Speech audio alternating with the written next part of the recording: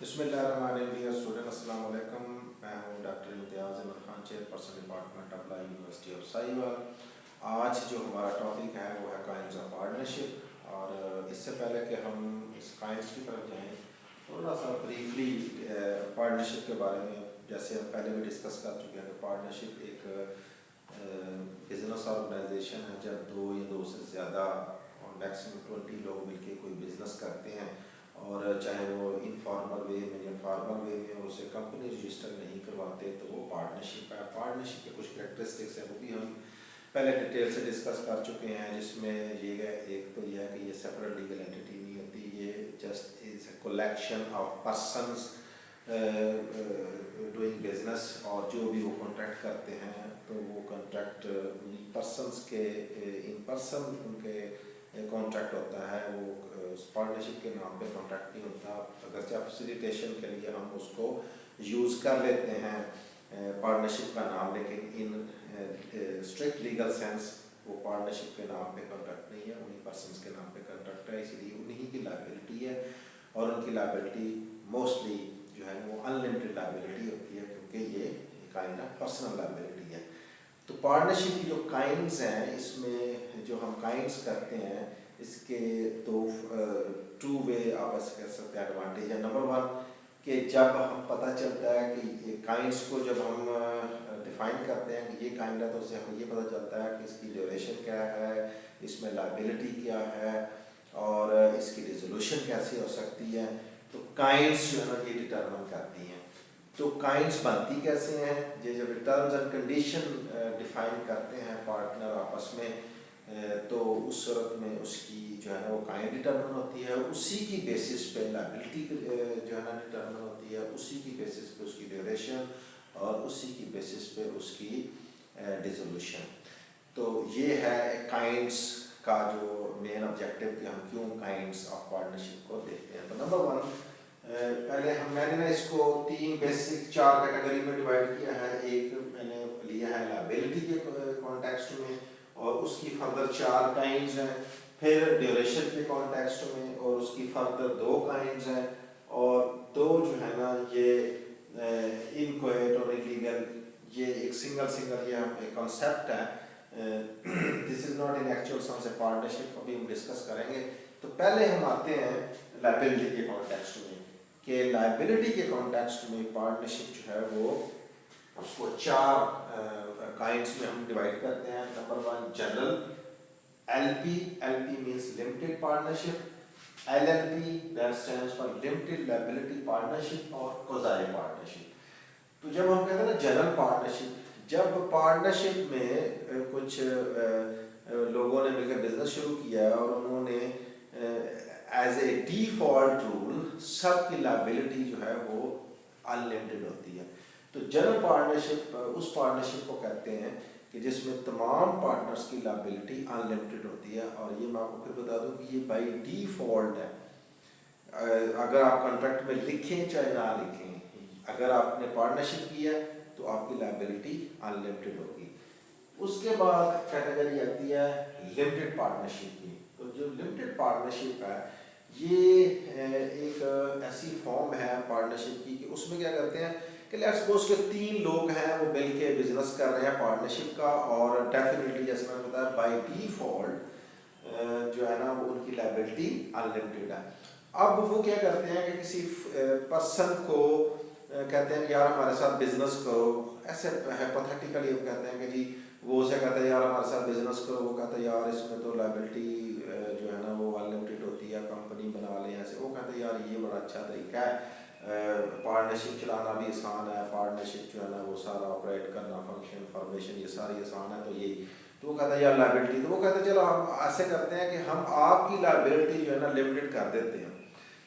तो बाकी वो इस शर्त पे उसमें पार्टनरशिप का पार्ट बन जाता है। अब जो डी होगा, जब वो लिमिटेड पार्टनरशिप के साथ, लिमिटेड लायबिलिटी के साथ उस पार्टनरशिप में इंक्लूड होगा, तो उसे कहेंगे कि this is a limited partnership where the liability of D is limited. एक चीज जो जरूरी है वो ये कि आप कोई ऐसी पार्टनरशिप नहीं कर सकते जिसमें सबकी लायबिलिटी आप लिमिटेड कर दें, क्योंकि ये जो बेसिक कॉन्सेप्ट है पार्टनरशिप का, उसमें आप अगर लीगल एंटिटी नहीं है तो आप लायबिलिटी सबकी लिमिटेड नहीं कर सकते। हाँ, आप एक की कर दें, दो की कर दें, तीन की कर दें, जितने की मर्जी कर दें, लेकिन कोई एक बंदा ऐसा ज़रूर होना चाहिए जिसकी लायबिलिटी अनलिमिटेड हो। तो आपके चार है तो आप तीन की बिला शक लिमिटेड कर दें, दो की कर दें, एक की कर दें, चारों की लिमिटेड नहीं कर सकते। ये सिर्फ उसी सूरत में है जब आप या तो आगे हम पढ़ेंगे LLP जो है ना रजिस्टर कराएं या कंपनी रजिस्टर कराएं। तो नॉर्मल जो पार्टनरशिप का जो कॉन्सेप्ट है उसमें आप सबकी लायबिलिटी लिमिटेड नहीं कर सकते। तो अगर किसी एक या एक से ज़्यादा लोगों की लायबिलिटी लिमिटेड है तो ऐसी पार्टनरशिप को लिमिटेड पार्टनरशिप कहते हैं। या अगर आप कहेंगे ये लिमिटेड पार्टनरशिप का है तो इसका मतलब है किसी एक या एक से ज़्यादा लोगों की लायबिलिटी लिमिटेड है। उसके बाद आता है जी लिमिटेड लायबिलिटी पार्टनरशिप, जिसको शॉर्ट कहते हैं LLP। ये वो कॉन्सेप्ट है जो पहले भी अगर हमारे पिछले लेक्चर में देखें तो मैंने कहा था ये hybrid form of business organization है, जिसमें कुछ कैरेक्टरिस्टिक्स कंपनी के हैं, कुछ कैरेक्टरिस्टिक्स पार्टनरशिप के हैं। पार्टनरशिप के कौन से कैरेक्टरिस्टिक्स हैं? पार्टनरशिप जो फॉर्मेशन पार्टनरशिप की आसान होती है, उसकी फंक्शनिंग आसान होती है, उसकी डिसोल्यूशन आसान होती है। तो ये तीनों कैरेक्टरिस्टिक्स LLP में है। और कंपनी के characteristics means limited liability and separate legal entity. तो ये दो कैरेक्टरिस्टिक्स इसके हैं LLP के। अब इसमें देखें कैरेक्टरिस्टिक्स कंपनी के भी हैं और पार्टनरशिप के, लेकिन चूंकि पार्टनरशिप का ज़्यादा है तो इसलिए इसको LLP कहा गया, लिमिटेड लायबिलिटी पार्टनरशिप। LLC नहीं कहा, लिमिटेड लायबिलिटी कंपनी। ठीक है, तो लिमिटेड लायबिलिटी पार्टनरशिप है जिसमें कुछ कैरेक्टरिस्टिक्स कंपनी के हैं, कुछ पार्टनरशिप के हैं। तो इसमें तमाम पार्टनर्स की लायबिलिटी लिमिटेड होती है। ठीक है, तो अब ज़हन में रखना है सबकी लायबिलिटी अनलिमिटेड, कुछ की लिमिटेड, कुछ की अनलिमिटेड और सबकी लिमिटेड। तो ये तीन कैटेगरी है पार्टनरशिप का। तो इसलिए हम इसको काइंड्स में कन्वर्ट करते हैं। भाई जब कहते हैं ये काइंड्स है तो इसका मतलब ये होता है कि इसमें इस किस्म की चीज़ें होंगी, या अगर कहें इस तरह की चीज़ें हैं तो लिहाजा इसकी ये वाली काइंड है। अब आ जाते हैं खुदाई पार्टनरशिप। तो ये जो खुदाई का कॉन्सेप्ट है ये बिल्कुल आपने शायद खुदाई कॉन्ट्रैक्ट की कॉन्सेप्ट पढ़ा होगा। तो इसी तरह खुदाई पार्टनरशिप है। खुदाई पार्टनरशिप जो है वो एक्चुअल सेंस में पार्टनरशिप नहीं होती, लेकिन सर्कमस्टांसेस ऐसे होते हैं कि कोर्ट जो है वो कहती है कि किसी पर्टिकुलर पर्सन को कि ये आपकी इनके साथ पार्टनरशिप नहीं है, लेकिन इस ट्रांजैक्शन के लिए आप खुदाई पार्टनर हो और या आपकी ये जो पार्टनरशिप है ये खुदाई पार्टनरशिप है। अब हम वो सर्कमस्टांसेस देखते हैं कि वो कौन से सर्कमस्टांसेस है जिसमें ये खुदाई पार्टनरशिप का कॉन्सेप्ट जो है ना वो हो सकता है। तो उसके लिए हम एक एग्जांपल ले लेते हैं। तो एग्जांपल जो है ना वो ऐसे करते हैं कि फर्ज कर लेते हैं कि यहाँ पहला एग्जांपल बना लेते हैं कि A, B और C ये तीन पार्टनर्स हैं और ये लेट्स सपोज कोई बिजनेस कर रहे हैं, जो है ना वो हाउसिंग प्रोजेक्ट का बिजनेस करते हैं लेट्स सपोज। तो अब के क्या करते हैं कि डी जो है ना ये लेट्स सपोज के इनका कोई कॉमन फ्रेंड है डी इन सब का, और अब डी जो है ना ये जो रियल स्टेट का कोई जैसे होता है कि कोई बड़ा आइकॉन है, कोई बड़ी उसकी बड़ी अच्छी रेपुटेशन है और शायद ये जो ABC हैं इसी से इम्प्रेस होकर उन्होंने पार्टनरशिप अपनी बनाई है। तो लेकिन डी जो है ना इनका पार्टनर नहीं है। ठीक है, अब डी जो है ना वो लेट्स सपोज के कोई दिन है इनके साथ किसी मीटिंग में वैसे बैठा हुआ है और एफ जो है वो एक कोई पर्सन है जिसकी कोई प्रॉपर्टी है। तो वो जो ज़मीन जो है वो इनके साथ निगोशिएशन करने आया कि भाई ये आप ज़ाहिर है इनको अपने हाउसिंग प्रोजेक्ट के लिए कोई ज़मीन चाहिए, तो ये इसके साथ कोई निगोशिएशन कर रहे हैं। अब एफ जब इनके पास आता है तो डी के पास बैठा होता है, तो ये जो है ना इसको एफ को इम्प्रेस करने के लिए डी को इंट्रोड्यूस करवाते हैं as a partner with ABC। वो से कहता है ये भी हमारा पार्टनर है, हम ये बिजनेस कर रहे हैं, ये हमारा हाउसिंग प्रोजेक्ट है और हम ये करना चाह रहे हैं। तो एफ जो है ना इससे बड़ा इम्प्रेस होता है कि यार ये तो अगर डी एक रियल स्टेट का कोई आइकॉन है तो ये तो प्रोजेक्ट किसी सूरत में फेल नहीं होगा या कोई धोखा नहीं होगा। तो वो क्या करता है कि इनके साथ ना इस अंडरस्टैंडिंग पे या इस उसके इस जेस्चर से, जेस्चर इस सेंस में कि जब ये से कहते हैं कि हमारा पार्टनर है, तो डी डिनाई नहीं करता, वो नहीं कहता नहीं यार मैं नहीं पार्टनर, वो वैसे खामोश रहता है, चल यार कोई नहीं, इनका फायदा हो जाएगा तो मेरा क्या जाता है, तो कोई बात नहीं, तो वो ना इसको डिनाई नहीं करता, तो ये उसकी तरफ से जेस्चर समझा जाता है या उसकी तरफ से कंसेंट समझी जाती है कि उसने डिनाई नहीं किया। अब एफ जब इसके साथ कॉन्ट्रैक्ट करता है तो जाहिर है जब उसने कॉन्ट्रैक्ट किया है तो वो इसको क्या समझ रहा है, पार्टनर समझ रहा है इसको, और इसी बेसिस पे उसने इनके साथ कॉन्ट्रैक्ट कर लिया। लेट्स सपोज के ये डिफॉल्ट कर जाते हैं और इनकी लायबिलिटी जो है ना वो पे बैक नहीं हो पाती, और एफ जो है ना वो जब इनसे डिमांड करता है तो ये डिफॉल्ट कर लेते हैं।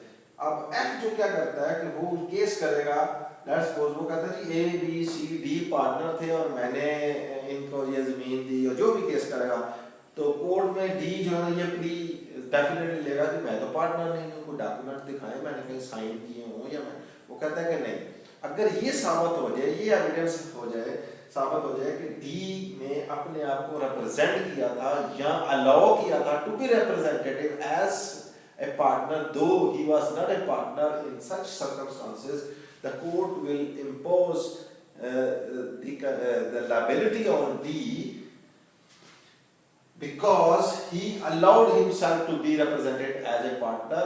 लेकिन ये जो लायबिलिटी है ये सिर्फ उसी ट्रांजैक्शन के लिए होगी जिस ट्रांजैक्शन में इसने शो किया। लेट्स सपोज के अगर इन्होंने किसी और के साथ भी कॉन्ट्रैक्ट किया जब उसमें डी ने रिप्रेजेंट नहीं किया तो फिर लायबिलिटी नहीं बनेगी, तो इस की डिफॉल्ट की सूरत में डी जो है वो रिस्पांसिबल होगा टुवर्ड्स एफ, ऐसे ही जैसे वो इसका पार्टनर है या इनकी इनके साथ पार्टनरशिप है, इसको कहते हैं क्लोजाई पार्टनरशिप।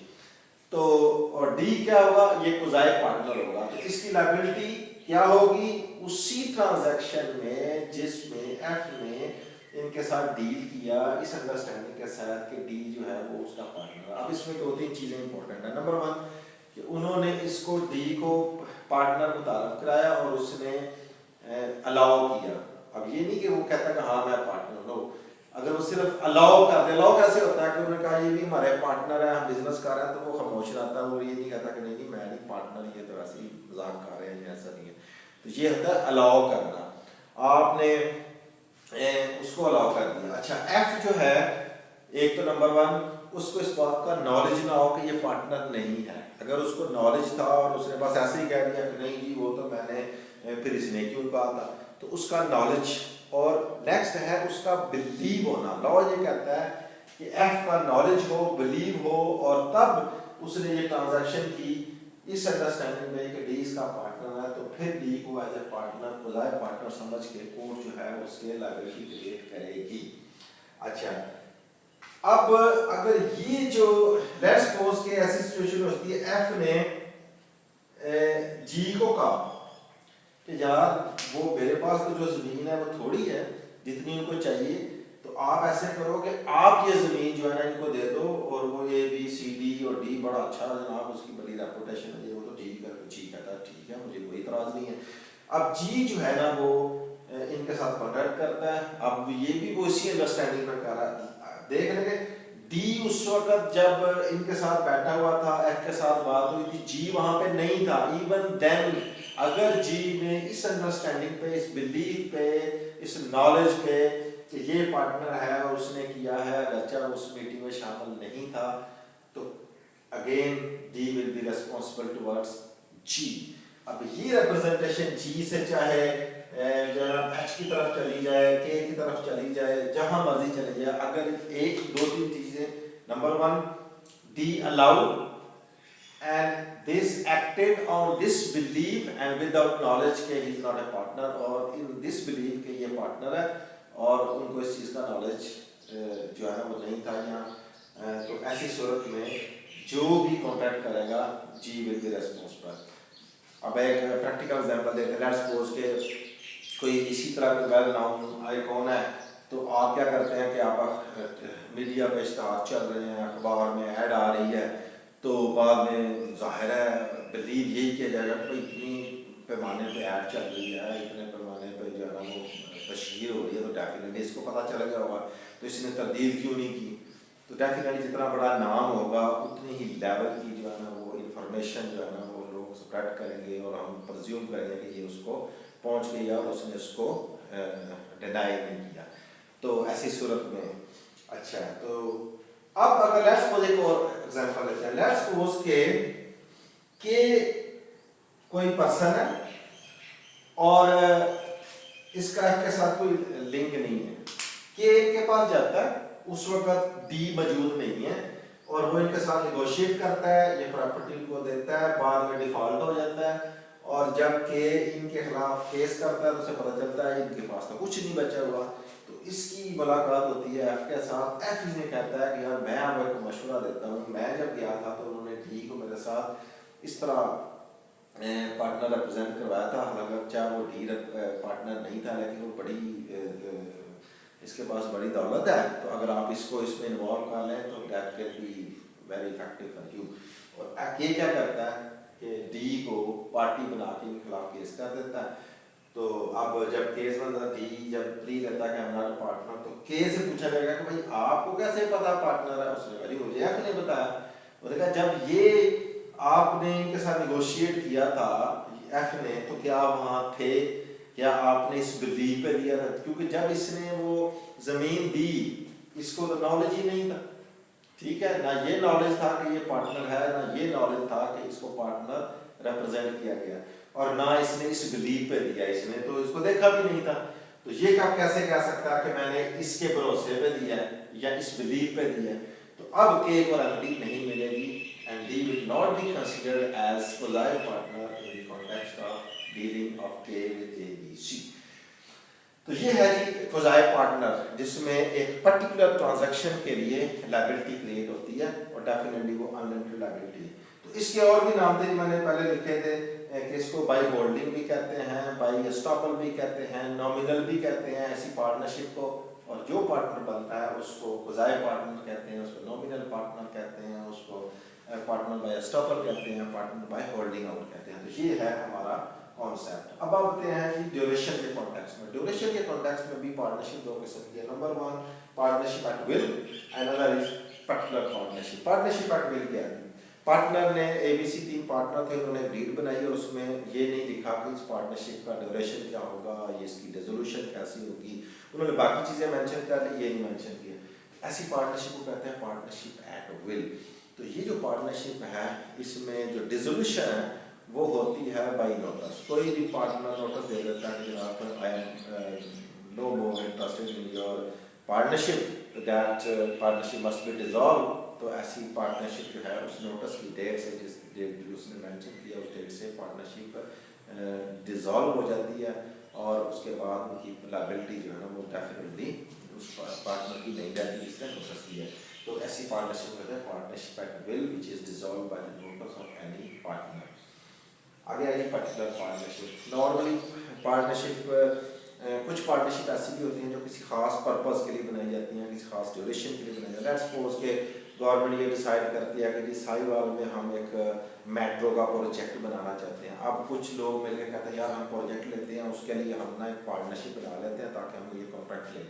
तो वो क्या करते हैं कि वो मिलकर वो कहते हैं कि हमारी पार्टनरशिप मेट्रो प्रोजेक्ट के लिए होगी। जो ही जाहिर है आप उनको ये भी कहने की जरूरत नहीं है कि जो ही प्रोजेक्ट खत्म होगा तो पार्टनरशिप डिसॉल्व हो जाएगी। जब उन्होंने एक पर्टिकुलर पर्पस बता दिया, एक पर्टिकुलर वेंचर बता दिया या एक, तो उस सूरत में जो ही वो पर्पस खत्म होगा पार्टनरशिप खत्म हो जाएगी। तो ऐसी पार्टनरशिप कहते हैं पर्टिकुलर पार्टनरशिप। अच्छा, ये ड्यूरेशन के कॉन्टेक्स्ट में भी होती है इस तरह कि लेट्स सपोज कहते हैं कि यार ये गंदम की फसल आ रही है, तो क्या ना हम किसानों से गंदम लें और उस गंदम को फिर मार्केट में सेल करते हैं।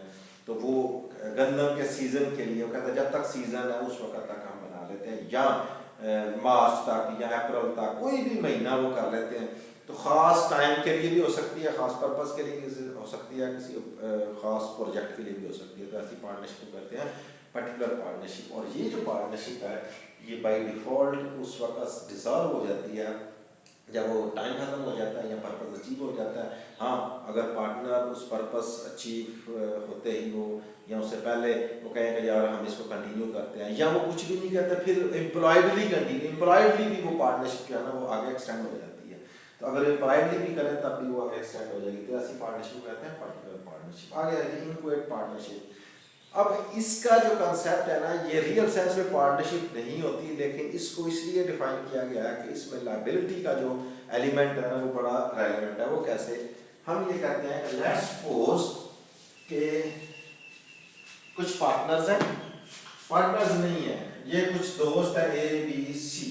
अब ये क्या करते हैं, ये कोई ना प्लानिंग करते हैं, कोई एमओयू साइन करते हैं कि यार गंदम का सीज़न आ रहा है तो हम ऐसे करते हैं कि हम जब जो ही सीज़न आएगा, सीज़न से पहले हम एक पार्टनरशिप बनाएंगे, एक मोडालिटीज़, एक मेमोरेंडम ऑफ अंडरस्टैंडिंग आपस में साइन कर लेते हैं कि हमने इस तरह करना है। अब ये कॉन्ट्रैक्ट नहीं है, ये एक अंडरस्टैंडिंग है कि हम इस तरह का कॉन्ट्रैक्ट करेंगे। अब ये जो अंडरस्टैंडिंग है, इसके तहत जब वो टाइम आता है पार्टनरशिप बनाने का, तो ये क्या करते हैं कि सी किसी वजह से यहाँ से आउट हो जाता है और ए और बी जो है ना वो इस तरह आपस में एक पार्टनरशिप प्रॉपर डील बना लेते हैं, कॉन्ट्रैक्ट कर लेते हैं और बिजनेस शुरू कर देते हैं। अब होता क्या है कि लेट्स सपोज कि इनकी डीलिंग होती है डी के साथ, ठीक है।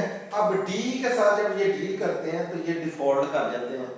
अब डी को जब ये पता चलता है कि इनके पास तो कुछ नहीं बचा, अब वो उसको कोई मशवरा देता है, यार आप ऐसे करो कि इन्होंने ए बी सी ने मिल के एक एग्रीमेंट या एक एमओयू साइन किया था, तो this person is also part of that partnership. तो डी क्या करता है कि इनके साथ इसको इन्वॉल्व करता है सी को और इनके खिलाफ केस करता है। तो कोड ये कहती है या लॉ ये कहता है कि जनाब इनके साथ ये जो अंडरस्टैंडिंग थी, that was not a partnership in the real sense, it was just inchoate. Inchoate means के incomplete, अभी इनकी अंडरस्टैंडिंग थी, इनकी पार्टनरशिप नहीं थी। तो आप इस बेसिस पे, इनक्वेट की बेसिस पे आप सी को रिस्पॉन्सिबल नहीं कर सकते, जो भी रिस्पॉन्सिबिलिटी है वो ए और बी की है। ये कॉन्सेप्ट इसलिए रखा हुआ है ताकि अगर कोई ऐसी सिचुएशन बने तो हम कहें कि जनाब ये पार्टनरशिप नहीं है, पार्टनरशिप सिर्फ ए और बी के दरमियान है, ए बी सी के दरमियान इनक्वेट थी, इनकम्प्लीट थी, तो मैच्योर नहीं हुई थी, तो इसलिए आप वहां पे सी की कोई लायबिलिटी नहीं होगी। लास्ट में आता इलीगल। इलीगल डेफिनेटली जैसे इसके वर्ड से पता चल रहा है कि अगर आपने कोई पार्टनरशिप की है और आपका जो एग्रीमेंट है वो कोई इलीगल है, कॉन्ट्रैक्ट का आपको पता ना कि इलीगल पर्पस के लिए या ऐसा एग्रीमेंट जो इलीगल, जो लॉ जिसको मना करता हो ऐसे पर्पस के लिए आप एग्रीमेंट नहीं कर सकते। एग्रीमेंट तो कर लेंगे लेकिन कॉन्ट्रैक्ट नहीं कर सकते, उसे इन्फोर्स नहीं करवा सकते। लेट्स सपोज आपने पार्टनरशिप में जो आपके ऑब्जेक्ट्स हैं वो इलीगल हैं, तो ऐसी पार्टनरशिप को इलीगल पार्टनरशिप कहते हैं। और इलीगल पार्टनरशिप की कोई एग्जिस्टेंस नहीं होती, चाहे आपको इलीगल करने की आपकी लीगल लायबिलिटी बनेगी, जो भी आप करेंगे तो वो ऐसी पार्टनरशिप को कहते हैं कि दिस इज इलीगल पार्टनरशिप। तो ये है काइंड्स ऑफ पार्टनरशिप। अब इसमें एक और लास्ट में पॉइंट में आपको इसमें ऐड करें कि ये जो चीज़ें हैं ना ये म्यूचुअली एक्सक्लूसिव नहीं है कि जो पार्टनरशिप जनरल है वो एट विल नहीं हो सकती, जो एलपी है वो पर्टिकुलर नहीं हो सकती, ठीक है। एक पार्टनरशिप जनरल भी है और पर्टिकुलर भी हो सकती है, वो जनरल है और एट विल भी हो सकती है।